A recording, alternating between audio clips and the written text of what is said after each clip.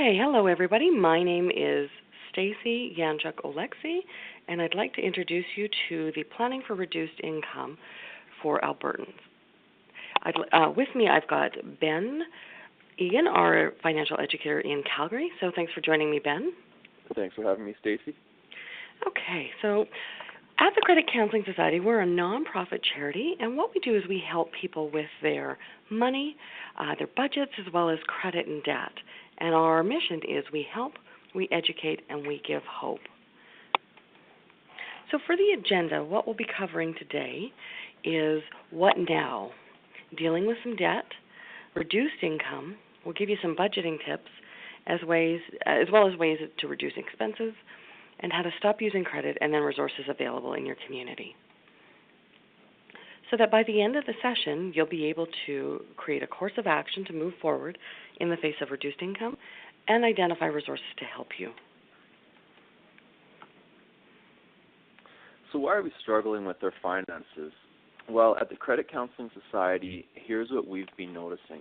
The number one reason that people come to see us is for excessive use of credit or using credit for living expenses.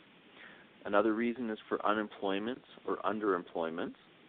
Also, no budget or lack of financial education. I didn't learn this in high school, and most people didn't either.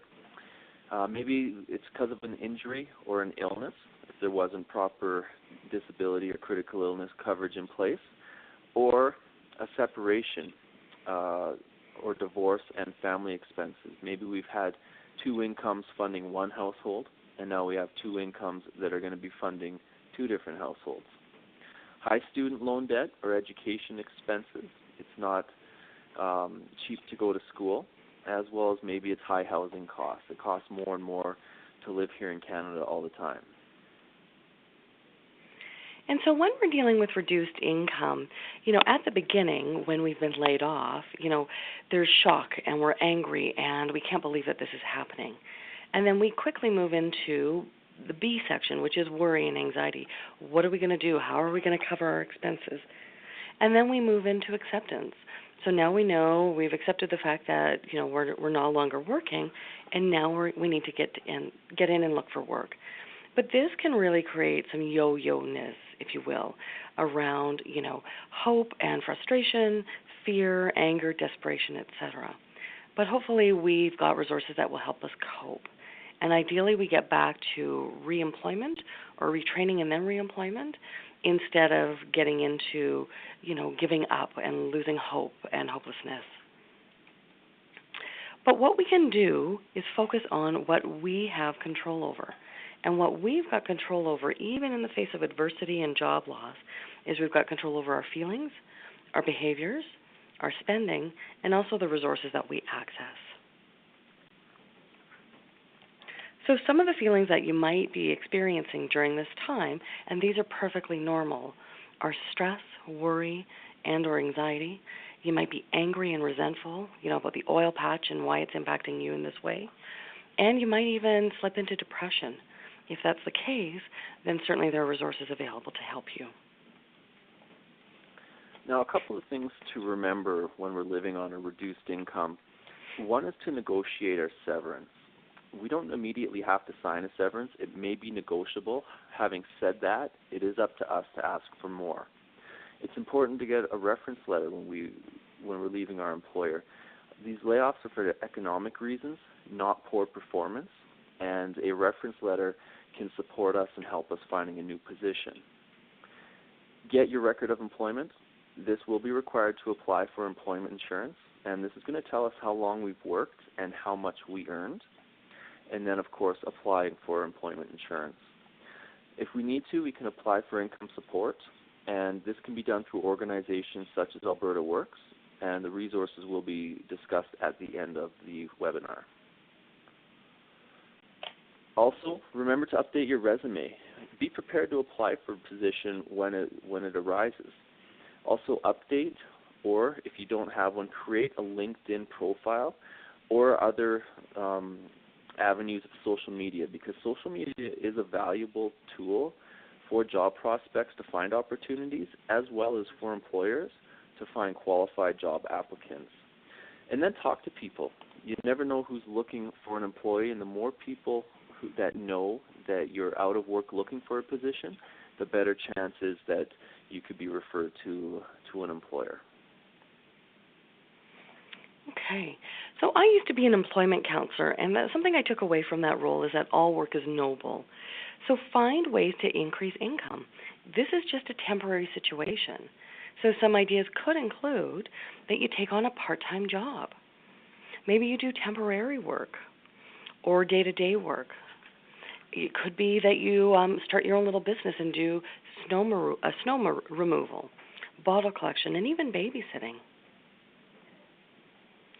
And get out there. Unemployment can be incredibly isolating, and it very quickly can lead to feelings of stress, aloneness, and even depression.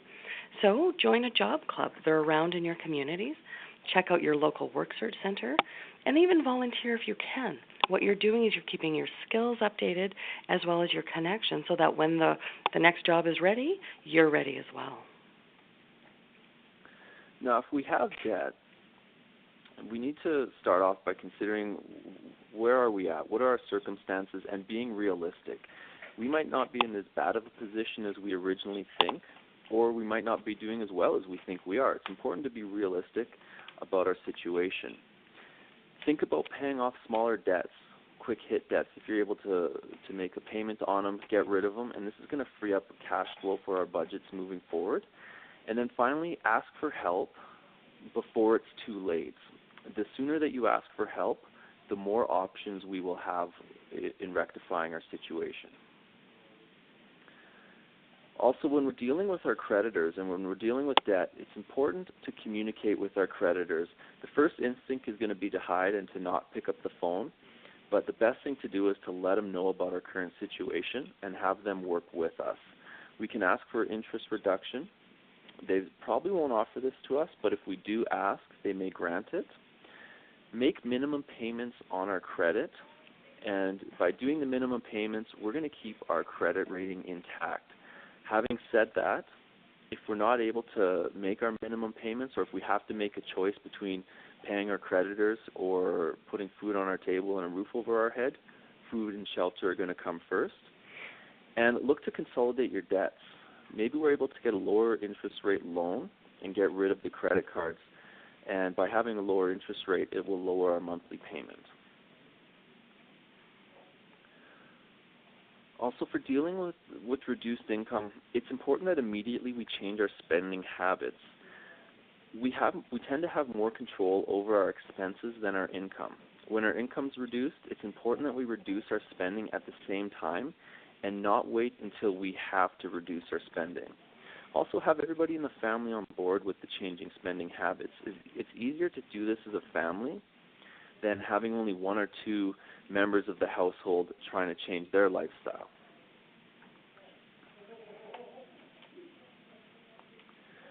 Now, developing a realistic household budget that works for the lower income and doesn't rely on credit to make ends meet. Realistic is important because if we have a realistic budget, this is going to be a sustainable budget. To simplify our budget, a budget is our income less our expenses. If our income is not enough to cover our expenses for a certain period of time, we may be forced to dip into credit. And this is going to increase our expenses moving forward, having to pay that credit off. This may work for a short time, but if this pattern continues, we're not going to be able to sustain our budget, and this can lead to debt and credit problems. Okay. So as Ben said, a budget includes all sources of income, and that's net income. So that's the after-tax income, and it doesn't matter what source it's from. And then we minus all types of expenses, as well as money for later. So those are our goals and savings. So the types of expenses that we have include fixed expenses. These are on the same day of every month, and they're the same amount. So examples would be like rent or an insurance payment or a debt payment. Cash variable expense is different. It happens every single month, so it's regular, but the amounts can vary a little bit, and same with the dates. So that could be like gas or groceries or even entertainment. And then our savings expenses are what we're saving for regular expenses, those seasonal ones, emergencies, as well as our goals. So you can see here in Jack's budget, his net income, so after tax, is $1,875. And what he's done, now this is a pretty basic budget, so don't worry about the numbers, it's just to illustrate the point, is that for his fixed expenses, so rent, hydro, cell phone, cable, and internet, they total $590 per month. Okay. He has cash and variable expenses, so groceries, personal care, prescriptions, and entertainment, total $275 per month. And his savings expenses total, which includes clothing, haircuts, and emergencies, total $20 per month. So what Jack does is he creates a paycheck plan using different types of accounts. So he uses, for his fixed bills, uses one separate checking account, and that is his fixed bills account. So every payday he would put money into that to cover his fixed bills. He never operates out of that account. Okay? His second is the cash or variable expenses, and that's a different account. Now, he could use cash if he wanted to, or he can use a debit account or a checking account, and money would go into that separately. And then he has his own savings account. So why do we track what we spend? Well, have you ever asked yourself, where has my money gone? This is why we track what we spend. It's going to help us identify what our habits are. And by tracking, we're going to know where our money is going. Budgets are not broken on the big ticket items, but rather they're broken on the small expenses. We track so that we have real numbers to work with, and we don't have to guesstimate or estimate what our expenses are for a period of time. Like I said, it identifies what our habits are. We're going to be able to find out, do we have an online shopping habit? Do we have an eating out habit, a shoe habit? Anything like that, we'll be able to look at and understand that that's where our money's going, and then we can cut back and show where we make changes, as well as it'll clearly separate our needs from our wants. Now, people have different ways of tracking their expenses. Some are going to use Excel spreadsheets. Others are going to use apps like Mint, and others are going to use expense trackers or a simple piece of paper and pen. Use whatever works for you.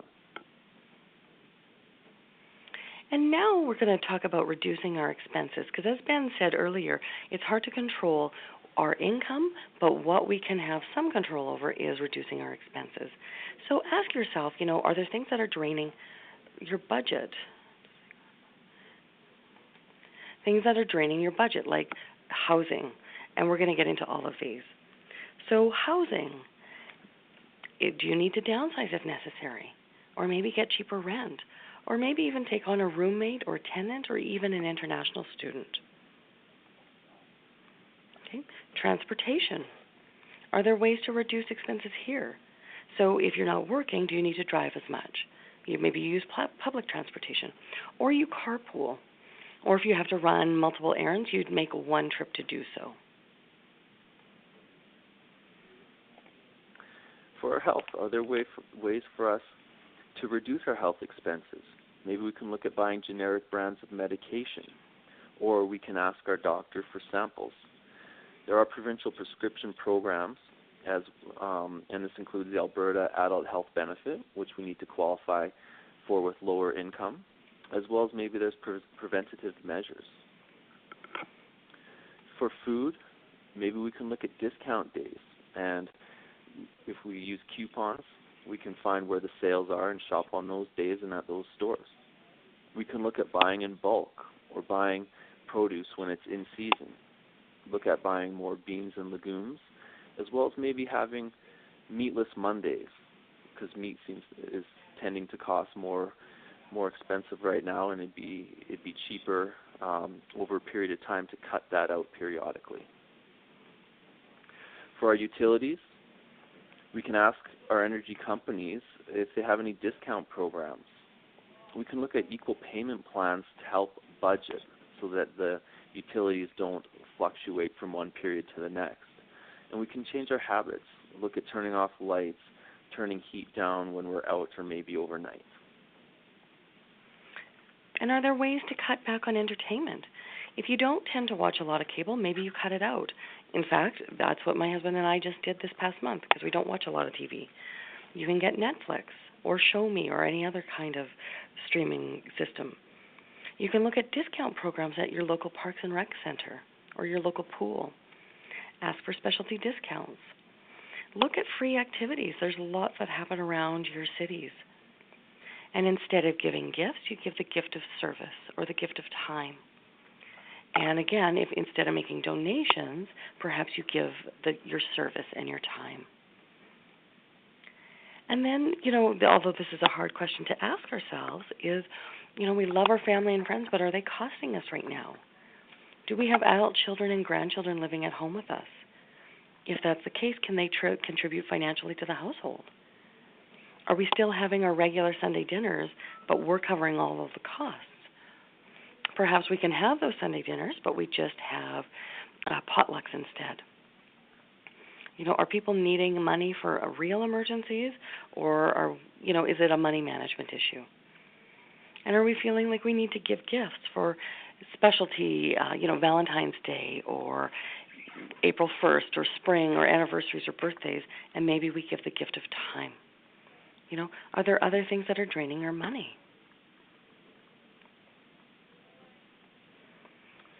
Have you ever gone shopping for one thing and bought stuff you really didn't need? This is what we call impulse spending. And what we're going to want to distinguish between is our needs versus our wants and what we buy.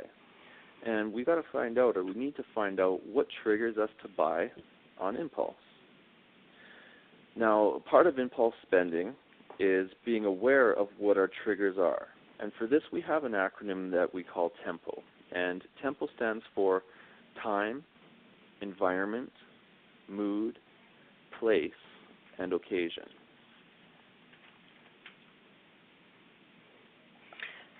And so is there a time of day where you spend more? Coffee in the morning, you're used to going through drive-through. Or you just don't feel like cooking at night, so you end up, ordering in for dinner. Or maybe it's online shopping late at night. Is there an environment that makes you feel like you want to spend more? So maybe on vacations, or it's the spring. Spring is coming, so home improvement and, getting the garden ready. Or the fall season, so we need new clothes. Are there certain moods that make you more prone to impulse shopping? And this is something we need to be careful with, especially as we're facing reduced income, is when we're stressed or we're bored or we're lonely or we're afraid, do we tend to spend more? So ideally we want to find things that will improve our mood without spending money. Is there a certain store or place that's your weakness?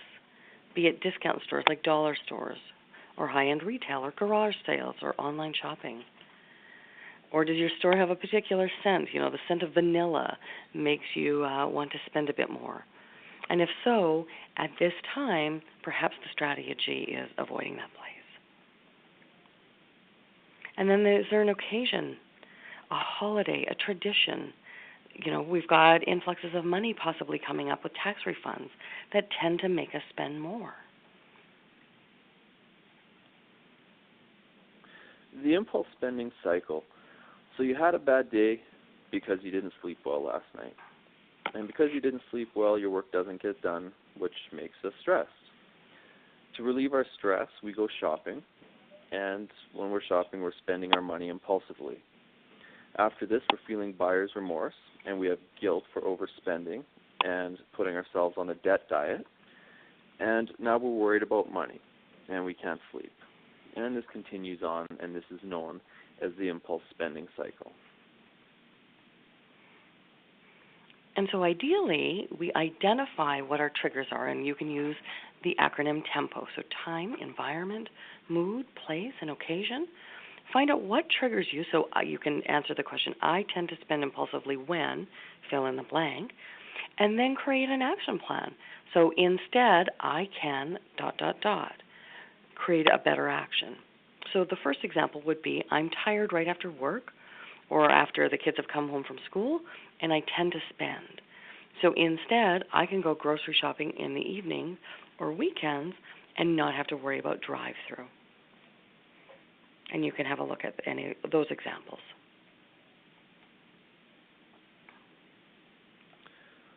So stop using credit. Some of the best advice I was ever given was, Ben, that if you want to get out of debt, then stop using credit. We do this by setting up a budget, and we make this budget realistic by, as we spoke earlier, tracking our expenses. It is tempting to supplement our income with credit. However, it's important that we avoid this at all costs because credit is a debt obligation which will have to be paid back in the future with interest. So in this example, I'm going to borrow $5,000.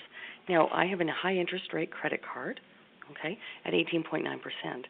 If I make my monthly payments of 3%, then the amount, that's the minimum payment. That's what my contract says I'm agreed is paid. The time it's going to take to pay off that whole debt, okay, have a look at this, will be over 20 years. And the interest paid will be $5,300. So that original debt of $5,000 is now over double by making minimum payments. One option is to actually get a lower interest credit card, a 9.9. But again, we're going to still use the example that I'm going to make minimum payments of 3%. While my time is reduced, it's reduced now down to 13.5 years. That's still a long time to be making payments on a credit card. And my interest will be over $1,800. So still total, it's over $6,800. However, if I can do this, okay, by my $5,000 credit card back up to my high interest rate, okay, making higher than minimum payments, which in this example is $325 per month, then I'll be paid off in a year and a half. And my interest will be just over $700. So total $5,771. We show this example just as means to illustrate the cost of minimum payments is not only cost in terms of interest, but it's also cost in terms of your time. So some online resources. This is by no means a comprehensive list, but this is a good place to start. Indeed.ca is a centralized job search site, or the Government of Canada has a job bank that can be looked at. I did reference earlier Alberta Works search online, and that can be used for income support. For getting employment insurance and retraining programs, there's a link there, as well as how to deal with mortgage payments if we're having some difficulties. Canadian Mortgage and Housing Corporation, CMHC, can be used as a resource for more information. Assistance for Albertans facing utility disconnection. It is worth taking a look at that to know what the rules are around utilities companies disconnecting our utilities. Calgary Food Bank, or the Alberta Food Bank, Inform Alberta, as well as Alberta 211. They hold all the social services resources for Alberta, so it is a good idea to take a look at that for more information. And I'm just going to reiterate that if you are feeling like you need information or you have questions, whether that's about your EI or social assistance or retraining or employment services, go to alberta.211.ca. There's a lot of resources, and you search it by region. Remember that this is temporary. Okay, stay hopeful. The oil and gas industry will come back. It always does. Okay? Keep your skills current during this time. So whether that's your trade tickets or your admin skills, keep your resume updated because as Ben said, when that right job is ready, you want to be the first one to apply. Stay connected as well so you're the first one back to work. Stay connected to your old employers, your old foremen, okay, your unions if you're part of that, okay, your old colleagues. Ask for help. If you need help, it is always better to ask sooner rather than later. So for more information, or if you'd like to learn more, feel free to visit us on our website at mymoneycoach.ca. Also, we do have a monthly newsletter, or you can follow us on social media through Facebook or Twitter. And as mentioned, at the Credit Counseling Society, we provide free credit counseling to Canadians from Vancouver Island all the way to Ontario, including all of Alberta. You can see a credit counselor by telephone or face-to-face in our 2 Edmonton offices, or 1 Calgary office. We have debt repayment programs that you can talk to a credit counselor about. We've got a variety of workshops and webinars available to you online. And so you can visit us at nomoredebts.org, mymoneycoach.ca, or call us toll-free at 1-888-527-8999. Thank you very much for joining Ben and I, and we wish you good luck. Take care.